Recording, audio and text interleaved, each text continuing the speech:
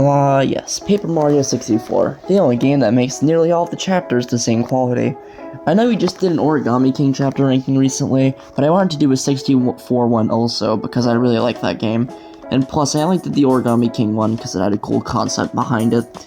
Anyways, as per routine, we'll go through our placements one by one, and I'll share what I have at that spot, and then Dan will share what he has at that spot.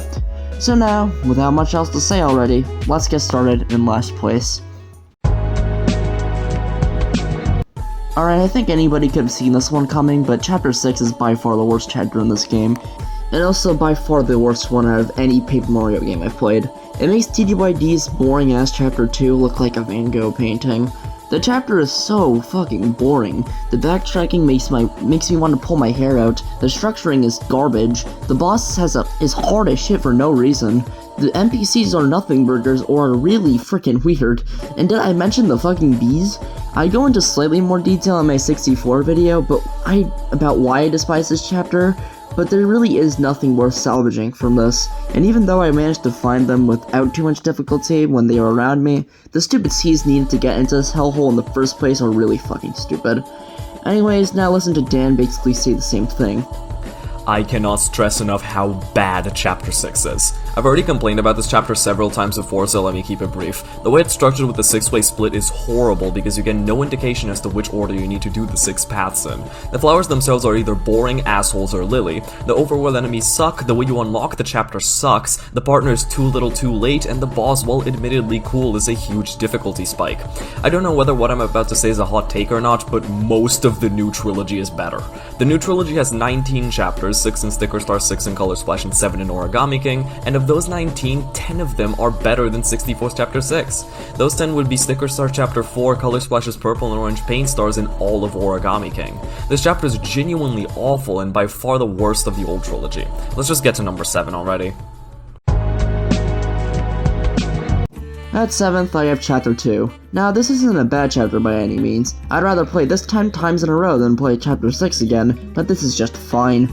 Nothing much really happens. You climb Mount Rugged, which is boring besides getting Parakarry, who is the saving grace of the chapter. You get lost in the stupid desert, head to the ruins, and then bam, chapter. The dungeon had potential, but I think it fell short. 64 chapters are towards the shorter sides, and this is no exception. But it's just that this needed more stuff in it to be good.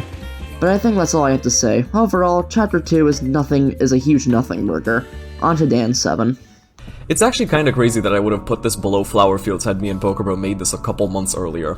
Yeah, Chapter 4 is pretty bad, but not much more. I'll start with all the stuff I disliked. I'm sorry, but gathering the stolen shit and getting it back is just not interesting. The overall enemies are more annoying than usual here, but they're still tolerable. I also just heavily dislike the music and visuals. Sorry, but the music is annoying to listen to for an entire chapter's length, and the visuals are a bit washed and generally ugly. Where this chapter does succeed, however, is with the bosses. The Lantern Ghost and General Guy are really good bosses, and Watt is also a good partner. They alone carried the chapter far above Flower Fields. It's a perfectly serviceable chapter held back by the dated visuals and music. On to number 6. At 6th, I have Chapter 5. Now don't get me wrong, the volcano is a good dungeon, but the rest of the chapter is nothing special, to be honest. The jungle section is the worst section of the game outside of Chapter 6, and all the other build-up to the volcano is quite nothing without Colorado, who is the only saving grace of that part. The Lava Piranha also stays the chapter quite a bit, being a good challenging boss, just a bit annoying because it's a huge jump from General Guy and other end-of-chapter bosses. Sushi is a forgettable partner, with her only use being against the Lava Piranha. I only used her for that in Huff and Puff and nowhere else, to be honest, but that's all to say about it. Overall, Chapter 5 could have been really good, but anything outside of the dungeon just ended up being boring as hell. On to Dan's number 6. From here on, I like every chapter, so don't get it twisted when I say that Chapter 5 is at number 6, because it's actually pretty good. Colorado's really fun, Sushi's a good partner, and the volcano's a good dungeon, so what's the issue with this chapter? It's the jungle and Lava Piranha. Searching for those goddamn children might be one of the most unfun parts of the entire game, because outside of Chapter 6, just like Pokebro said, I think the only part that beats this is searching for the entry door to Chapter 7 in the sewers.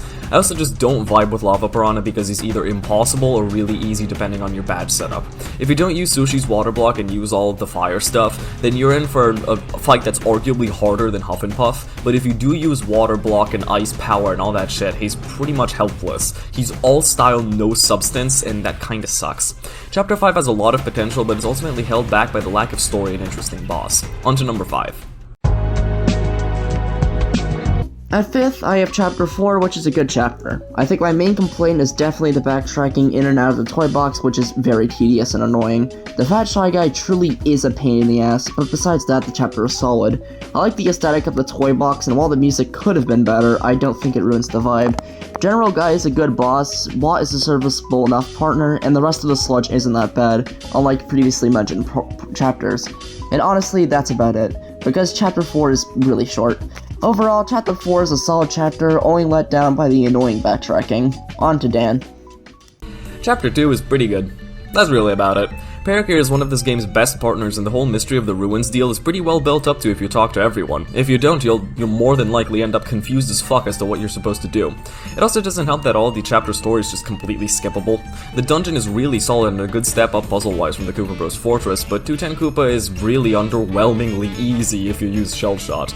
Buzzar is also a good boss, but once again, he's completely skippable. I don't understand this chapter's obsession with making everything optional. Had they just made more of the dialogue mandatory, this would have been a way less confusing and way more interesting chapter, because as it is, it's okay, quite good actually, but you have to know who to talk to and actively choose to participate in stuff that's completely optional to really enjoy it.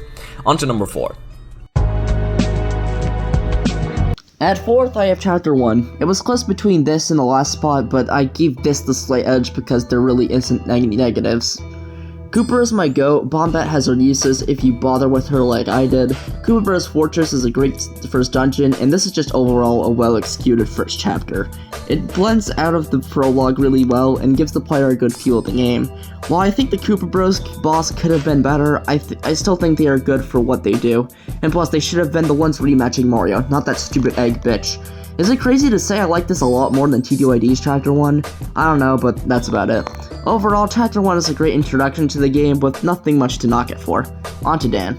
To answer Pokerbro's question from earlier, yeah, that's a bit silly. Anyway, Chapter 1 is pretty much a slightly more gameplay-focused version of TTYD's Chapter 1. Cooper is indeed the GOAT of all time, the Koopa Bros are epic as shit, and the dungeon is a far more beginner-friendly version of Cooktail's Castle, but that's really about it. Bombette is pretty cool, but completely overshadowed by Cooper, and while I will admit that the dungeon is better than Hooktails as an introductory dungeon, I think I do ultimately prefer Hooktails because of the scattershot moments of story in there like the note of Miss Mouse. But then again, this one has an entire partner in it, so I can't say much. On to number 3. From the start to the end now, I have Chapter 8 at 3. There's nothing really here besides Bowser's Castle, which definitely brings it up actually, because Bowser's Castle is an awesome final dungeon. It's well paced and has some good challenges for the player. It also has the solid final fight against Bowser, and the ending to this game as a whole was really good. Whether it be Twink's fight scene, you going to Peach's castle, or finally taking down Bouncer, this ending was executed really well. I just think that the dungeon could have had more mini-bosses like the Palace of Shadow did, because Junior Troopa's final fight is nothing to write home about at all. And that's really about it. Overall, Chapter 8 is a great ending to the game and has a blast of a final dungeon. On to Dan's 3. Chapter 8 is such a fantastic final dungeon, and somehow it's still only the 3rd best in the series. The Palace of Shadow and Castle Black both outdo it because unlike this one, they're not just a dungeon. They both have a stupendous amount of boss fights with TTYDs having 5 and Supers having 4. And also a ton of plot and urgency to boot. They literally put a ticking clock in the Castle Black theme. 64's Bowser's Castle, on the other hand, is way more focused on testing your skill with every partner. You have the water room for Sushi, the lava near the beginning for Lackluster, the bullet bill room for Bo, and the dark room for Watt, and so on and so forth. Everyone gets their chance to shine here, except for a Goombario lol skill issue. I also love the Duplo Ghost Peach, and the final Bowser's just also top-notch stuff. Ultimately, Junior Troopa has to ruin an otherwise really cool second boss, but that doesn't harm the chapter as much as you'd think. This is still a fantastic dungeon, and if anything, it's because of how good this one was that we got TTYD's Palace of Shadow and Super's Castle Black. On to number 2. At second, I have Chapter 3. This chapter really is good. Outside of the annoying Forever Forest, the mansion is a quick fun dungeon. Gusty Gulch up to Tubba's castle is good, and the castle itself is an awesome dungeon. The Heart of Tubble is a bit of a lackluster boss, but it's still good enough. Plus, Bo is probably the best partner in the game character-wise. Usability-wise, we all know who I'm picking. Plus, this chapter actually has an interesting story, and stuff actually happens in it. I can't say the same about some other chapters in this game. Chapter 2. Not only that, but the game's writing is at its funniest and best here. And just to add even more peak, Tubba is just a badass villain. Like, just seeing him chase you down is pretty sick, and him just eating a boo so casually at the beginning is also pretty menacing. Overall, Chapter 3 is awesome, I can see why it could be the best chapter, but first, let's see Dan's second spot. Chapter 7 is the most Thousand Year Door-esque of all of 64's chapters. The murder mystery in Shiver City is a fantastic piece of plot, and Merlin's relatives added a lot of very much needed story to the chapter. Since this and Chapter 8 don't have dedicated partners for obvious reasons, their story and gameplay have to carry more than usual, and the devs definitely understood that, because Chapter 7 is probably the richest in story out of the entire game.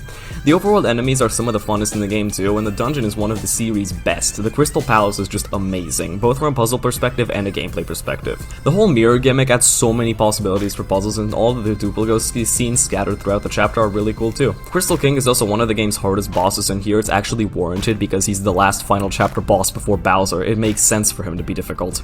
This is just one of the best chapters in the entire series, and is practically interchangeable with my number 1 spot. But first, let's see PokerBro's top pick.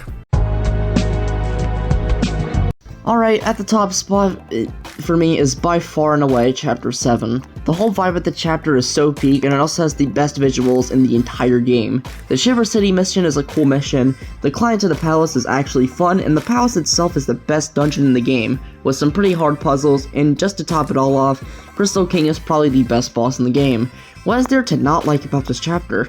Plus, at this point in the game, combat is really fun and has so much variety, to the point that it makes any battle that you may have accidentally gotten into actually worthwhile.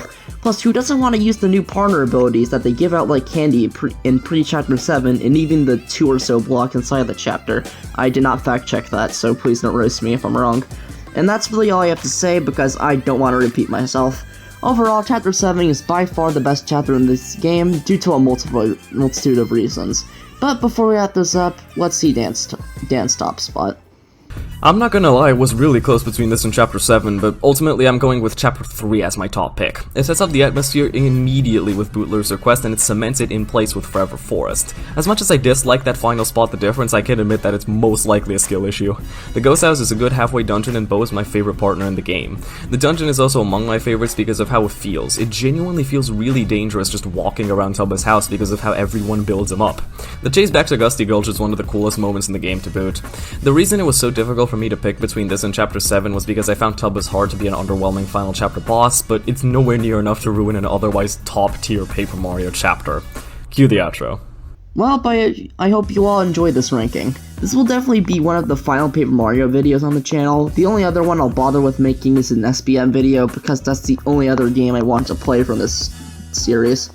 This is the ranking with the most shared spots by far, I believe, which isn't surprising to me in the slightest, considering we gave this game the same score. It's just that Dan has played it twice while I've only played it once.